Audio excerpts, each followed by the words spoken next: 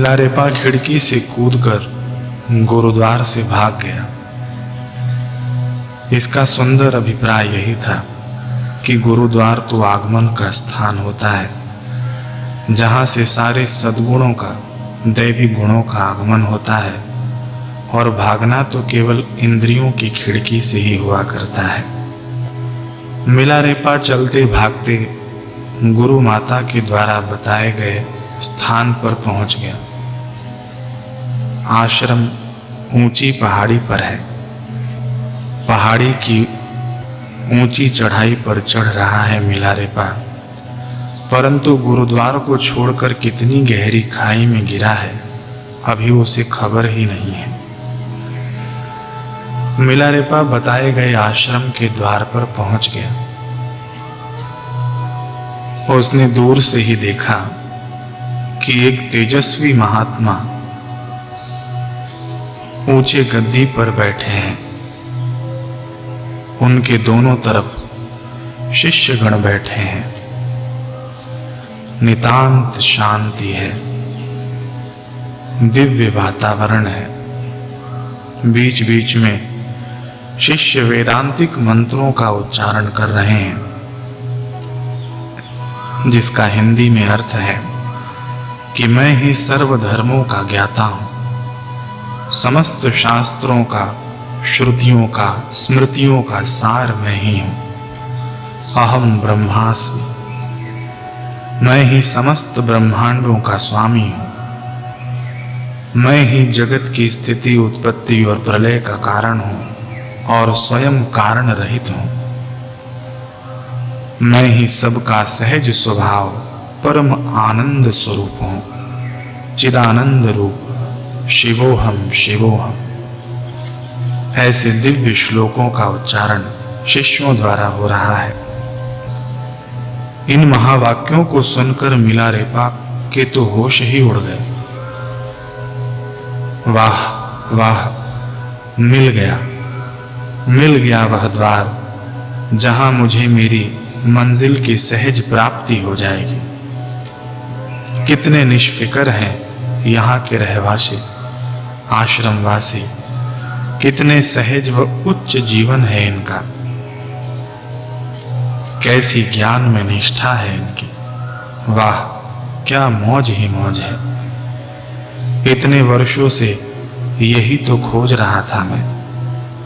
मेरी गुरु माता को बार बार बलिहारी है, जिन्होंने मुझे यहां पहुंचा दिया। मिलारेपा आदर पूर्वक दूर से ही उन महात्मा को प्रणाम कर रहा है, अपनी पहनी हुई टोपी उतारकर। वहां बैठे दूर से ही महात्मा की दृष्टि मिलारेपा पर पड़ गई। महात्मा ने सोचा कि सिर की टोपी उतारकर अभिवादन करने की परंपरा तो मेरे गुरुदेव मारपा के यहाँ की है। महात्मा ने भांप लिया कि सामने दूर खड़ा व्यक्ति कोई साधारण प्रतीत नहीं होता है। 2 क्षण के लिए महात्मा शांत हुए और उनके चित्त में यह स्फुरण हो आया कि यह कोई चमत्कारी पुरुष है, कोई रिद्धि सिद्धियों का विशेषज्ञ है। महात्मा ने सामने बैठे शिष्यों में से एक को बुलाया और कहा कि जाओ उस व्यक्ति से पूछो कि वह कौन है, यहाँ किस कार्य से आया है, और हाँ, ध्यान रखना कि उसे भिक्षा चाहिए तो दे देना, वरना उसे द्वार से ही रवाना कर देना। यहाँ सिर्फ जिज्ञासुओं के लिए स्थान है, भीतर उसको प्रवेश मत देना। सेवक द्वार पर मिलारेपा के पास गया और कहता है कि आप कौन हो। मिलारेपा ने अपना परिचय देते हुए कहा कि मेरा नाम मिलारेपा है। मिलारेपा नाम सुनते ही सेवक चौंक गया। मिलारेपा, कौन हो तुम, फिर से बताना। भाई, मेरा नाम मिलारेपा है। मिलारेपा का नाम सुनते ही वह सेवक ऐसे डर के भागा कि जैसे दुर्वासा जी को देखकर लोग भाग जाते थे। सेवक दौड़ता हुआ महात्मा के पास गया। गुरुदेव, आप जानते हैं कौन है वो? वह इस सदी का महान तांत्रिक और रिद्धि सिद्धियों का मालिक, जिसका नाम सुनकर लोग रास्ता छोड़ देते हैं। आज वही शायद अपना रास्ता भूलकर चमत्कारी पुरुष इस द्वार पर खड़ा है। महात्मा ने कहा कि यह तो सिद्ध हो गया कि उसको भिक्षा के लिए यहां आना नहीं हुआ होगा। जाओ पूछो कि उसका किस कार्य हेतु यहां आगमन हुआ है। सेवक मिलारेपा से बोला, गुरुजी पूछ रहे हैं कि आप यहाँ किस कार्य हेतु आए हैं, हम क्या सेवा कर सकते हैं। मिलारेपा ने कहा कि मैं मारपा का शिष्य हूँ, जाकर बता दो। और मैं सेवा लेने नहीं आया हूँ, मुझे महात्मा जी से मिलना है। सेवक ने महात्मा से कहा कि वो स्वयं को मारपा का शिष्य बता रहा है और आपसे भेंट की अनुमति मांग रहा है। महात्मा ने कहा, ऐसे ही मेरे गुरुदेव मारपा किसी को शिष्य नहीं बना लेते हैं। शिष्य बनने के लिए नम्रता का सद्गुण होना चाहिए। और मिलारेपा के हमने किस्से सुने हैं। मिलारेपा तो इस सदी का सबसे बड़ा तांत्रिक है, तो वो भला मेरे गुरुदेव मारपा को गुरु क्यों बनाएगा। महात्मा ने विचार किया कि जरूर यह पुरुष मुझसे अपना गलत परिचय दे रहा है। सेवक, जाकर कह दो उसे कि वह वापस लौट जाए, हमें नहीं मिलना है उसे। और हाँ, वह यदि तुमको अपनी सिद्धियों का बल दिखाने लगे या बल से डराने का प्रयास करे तो उसे अच्छी तरह समझा देना कि हम महान गुरु मारपा की छत्र छाया में हैं, तुम हमारा कुछ नहीं बिगाड़ पाओगे। सेवक ने जाकर कहा कि गुरुदेव को तुमसे मिलने में कोई रुचि नहीं है, लौट जाइए आप। मिलारेपा ने बड़ी नम्रता से निवेदन किया कि भाई, महात्मा जी से कह दो कि मैं संत मारपा का पत्र लाया हूँ, जो इनके लिए ही गुरु मारपा ने भेजा है।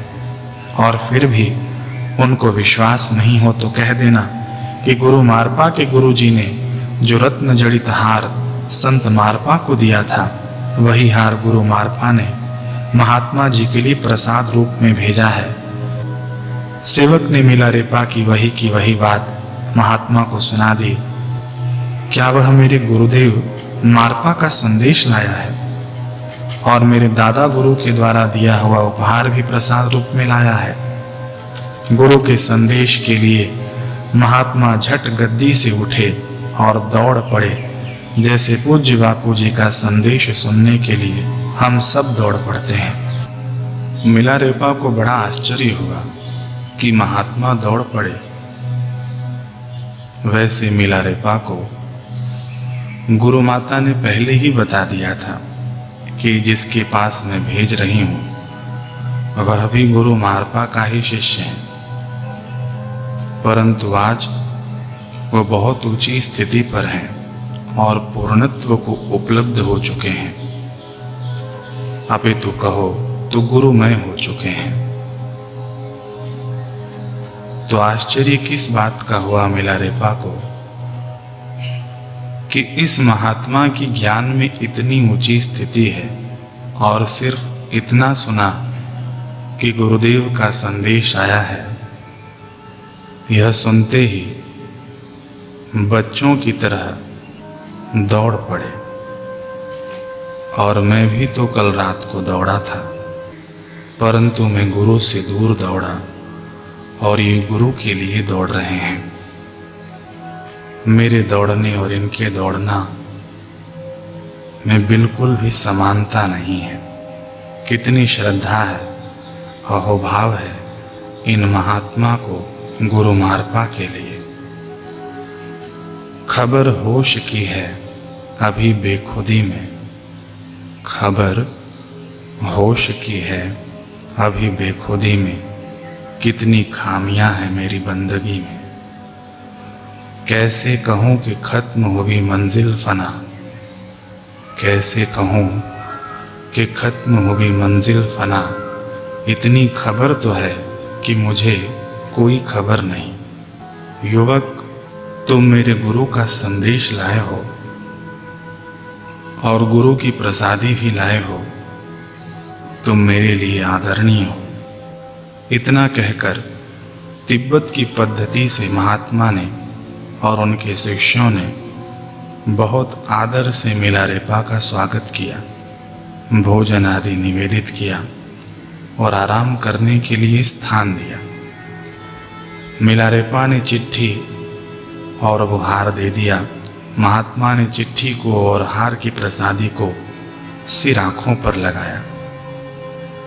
महात्मा जी का नाम नागोकपा है। महात्मा नागोकपा ने पत्र पढ़ा कि इस युवक को आत्मविद्या प्रदान करो, मेरी आज्ञा है। कई वर्षों के बाद मखमली बिस्तर पर आज मिलारेपा विश्राम कर रहा है। निद्रा देवी के गोद में चैन से सो रहा है। विश्राम के पश्चात मिलारेपा ने महात्मा नागोकपा को प्रणाम किया और उम्मीद भरी आंखों से नागोकपा को देख रहा है। कुछ देर बाद आंखें भी इधर उधर दौड़ रही हैं कि वो चिट्ठी खुली या नहीं खुली। आखिर एक जगह आंखों की पुतलियां ठहर गईं और देखा कि चिट्ठी खुल गई है। अब आंखों ने उम्मीद की भारी गठरी उठाई अपने ऊपर और महात्मा नागोकपा के पास दौड़ पड़ी। मिलारेपा के होंठ अभी आराम ही फरमा रहे हैं, मानो होठों का काम आंखों ने अपने जिम्मे ले लिया है। आंखों में उम्मीद लिए देखकर महात्मा नागोकपा ने खुद ही बोलना प्रारंभ कर दिया। मिलारेपा, इस पत्र में गुरु मारपा ने मुझे तुमको आत्मविद्या देने का आदेश दिया है। बेशक मैं उनके आदेश का पूरा प्राणपण से पालन करूंगा। वैसे तो मेरे गुरु मारपा सर्वसमर्थ हैं। उनमें ऐसा सामर्थ्य है कि वो रंक को भी राजा बना दें। ऐसा ज्ञान का खजाना है उनके पास। फिर भी तुमको विद्या सिखाने की सेवा उन्होंने मुझे दी है, तो मेरा सौभाग्य है। परंतु मिलारेपा, दो बातें मेरी सदैव याद रखना कि आत्मविद्या बिना समर्पण और सेवा के फलीभूत नहीं होती और तड़प होनी चाहिए इसे पाने के लिए। कैसी तड़प? जैसे एक विरही को तड़प होती है। उल्फत के मारों से ना पूछो आलम इंतजार का, पतझड़ सी है जिंदगी ख्याल है बहार का। बरसती हैं घटाएं नित तरसती जमी को देखकर, खिलती फिजाएं फूलों की गवाह है जिनके प्यार का। सावन की झड़ी न बुझा सकी आग वो विरह की, पतझड़ आपके बिना सब यहाँ काम नहीं बहार का। आ जाओ प्रियतम, रहा नहीं जाता तुम बिन अब, न चैन न करार बस आसरा है तेरे इकरार का। तरसती निगाहें जलती हैं महकती धरती से अब, उसका महबूब बरस रहा यहाँ आलम है इंतजार का। नहीं अब काम दुनिया से न चाहत रंगीनियों की है, पथिक के नैनों में नशा है तलब यार के दीदार का। ऐसी तड़प होनी चाहिए अपने परमात्म पिया के लिए। इसके लिए जो आत्म प्रदाता गुरु हैं, जो ज्ञान प्रदाता गुरु हैं, उनको संपूर्ण बिनशर्ती शरणागत होना पड़ता है। समर्पण से ही विवेक वैराग्य का जन्म होगा। विवेक वैराग्य से जिज्ञासा या तड़प का जन्म होगा। उनके प्रत्येक आदेश को सिर आंखों पर रखकर उनके बताए हुए मार्ग पर चलना होता है। फिर जब गुरु का हृदय स्वाभाविक छलकता है, तब शिष्य को वो अद्भुत तृप्ति की अनुभूति होती है। वही ज्ञान का स्वरूप है कि गुरु को कैसे भी किसी भी तरह पूर्ण तृप्त कर लो। गुरु की तृप्ति तुम्हारे स्व की तृप्ति बन जाएगी। गुरु की प्रसन्नता तो स्वयं अंतरात्मा की प्रसन्नता है, ईश्वर की प्रसन्नता है। मेरे पास भी लोग बहुत दूर दूर से आते हैं विद्या सीखने के लिए, लेकिन सब एक बार में ही नहीं सीख लेते। ये चीज होनी आवश्यक है। फिर भी कुछ ना कुछ उनको मिल ही जाता है, परंतु तुमको तो पूर्णता पानी है ना, इसलिए समर्पण बहुत जरूरी है। खैर, ये सब छोड़ो, तुम्हारे पास तो तंत्र विद्या की सिद्धि है, तो मुझे पहले अपना समर्पण सिद्ध करो। मैंने सुना है कि तुम हिम वर्षा कर सकते हो, तूफान ला सकते हो, तो सुनो, मेरे गांव चले जाओ। वहां पर जंगली लोगों ने हमारे जमीन जायदाद को हड़प लिया है। उनको ठीक से सबक सिखाओ और मेरी जमीन जायदाद मुझे वापस दिलाओ। इस कार्य को करने में तुम्हारे समर्पण का पता चलेगा। मिलारेपा इन कार्यों से बचने के लिए ही तो गुरु मारपा की शरण में गया था। अब फिर से वही कार्य करने का आदेश मिल गया, किसी का नुकसान और किसी को तकलीफ। अब मिलारेपा कैसे मना कर दे कि मैं नहीं करूँगा। उसको ज्ञान जो पाना है। मन मार कर मिलारेपा निकल गया महात्मा नागोप्पा के गांव की तरफ। मिलारेपा ने कई दिनों में महात्मा नागोप्पा के गांव की यात्रा को पूरा किया। मिलारेपा सोच रहा है कि मैं तो गुरु मारपा के पास इसलिए गया था कि मैं अपने किए हुए पापों का प्रायश्चित कर सकूं। अब ये कैसी विडंबना मेरे सामने आ गई है कि मुझे फिर से वही काम करना पड़ रहा है जो मैंने भूलवश 12-13 वर्ष पहले किया था। मिलारेपा गांव के बाहर खड़ा मन की इसी गुत्थम गुत्थ में मग्न था। तभी एक वृद्ध महिला ने मिलारेपा को आवाज लगाई, बेटा, तुम तो इस गांव के नहीं लगते हो। कहां से चले आ रहे हो? किसको खोज रहे हो? और तुम परेशान से लग रहे हो, क्या बात है? बताओ। मिलारेपा की आंखों में आंसू भर आए, परंतु मुख से वह कुछ बोल नहीं पाया। वृद्धा के अधिक पूछने पर मिलारेपा ने बताया कि माता, मुझे संत नागोप्पा ने यहाँ भेजा है। नागोप्पा का नाम सुनते ही वृद्धा झट से बोल पड़ी कि अरे, नागोप्पा ने भेजा है, पहले बताता। तुम चलो मेरे घर पर, थोड़ा आराम कर लो, भोजन कर लो। नागोप्पा के परिवार वालों का मुझ पर बहुत उपकार है।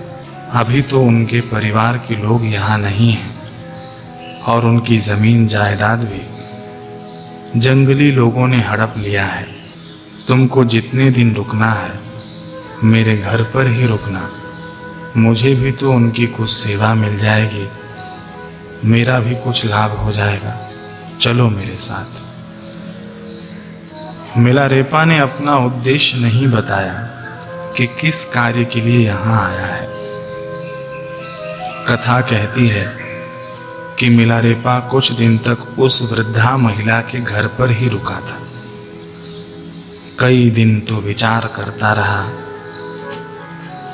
कि क्या मुझे तंत्र विद्या का प्रयोग करना चाहिए या नहीं। इस विचार के साथ मिलारेपा को गुरु मारपा के साथ बिताए हुए दिन भी याद आ गए। जी हाँ, वही याद आया कि एक घर या एक मकान बनाने में कितना परिश्रम होता है। और तब तो ऐसा था कि सोने से पहले मेरी आखिरी सोच हो तुम। मिलारेपा का चिंतन ऐसा ही था कि सोने से पहले मेरी आखिरी सोच हो तुम और उठने के बाद मेरी पहली सोच हो तुम। जब मारपा की शरण में था, ये स्मरण आते ही मिलारेपा के शरीर के समस्त पुर्जों को अपने वो दिन याद आने लग गए और अंग अंग सिहरन से कांप उठा। कुछ दिन तो मिलारेपा यूं ही वृद्धा के घर पर पड़ा रहा, विचारों की उलझन में। फिर एक दिन उसने निर्णय ले ही लिया कि मुझे अपना समर्पण तो दर्शाना ही पड़ेगा। अगर आत्मविद्या चाहिए तो मैं इन सब की खेती नष्ट कर दूंगा। जैसे महात्मा नागोप्पा चाहते हैं मैं वैसा ही करूंगा। मिलारेपा ने शीशम के बीज एकत्रित किए और उनको अभिमंत्रित किया और इन बीजों को उन स्थान पर रख दिया जहां जहां जंगली लोगों का अधिक त्रास था। दूसरे दिन से महाराज हिम वर्षा होने लगी और भयंकर तूफान ने गरजते हुए धावा बोल दिया।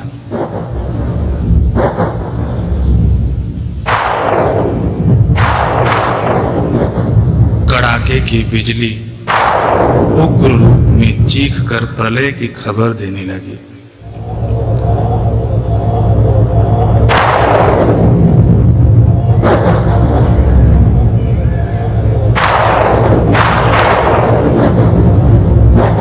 मिलारेपा आज अपने पूरे रंग में है। हाथों के इशारे से हवाओं को, तूफानों को अपने निर्देश से चला रहा है। बुढ़िया के घर में एक कोने में बैठे बैठे ही मिलारेपा ने बाहर पूरा कोहराम मचा दिया। सभी गांव के लोग इधर उधर भागने लगे। पूरे बगीचे के बगीचे उड़ रहे थे जैसे कागज उड़ता है। जो पशु थे वे भी मानो ऐसे उड़ रहे थे जैसे पेड़ से सूखा पत्ता उड़ जाता है। अचानक मिलारेपा के कानों में जोर जोर से किसी के रुदन की आवाज आई। हाय, मेरा तो सब बर्बाद हो गया। हे भगवान, ये प्रलय कहां से आ गया? बिन मौसम के ये बर्फ की बारिश मेरे सब फसल को नष्ट कर देगी। हे भगवान, इतनी क्रूरता क्यों? ये आवाज उसी वृद्धा महिला की थी जिसके घर में मिलारेपा रुका था। मिलारेपा आवाज सुनकर अपने स्थान से उठा और वृद्धा के पास जाकर बोला, क्या हुआ? उसने कहा कि मुझ गरीब का अब क्या होगा? इतनी मेहनत से खेतों में दिन रात काम करती हूँ, धूप में खटती हूँ और भगवान ने देखो तांडव शुरू कर दिया। मेरी सारी मेहनत बर्बाद हो गई, मेरी फसल नष्ट हो जाएगी, मैं कैसे जीऊंगी?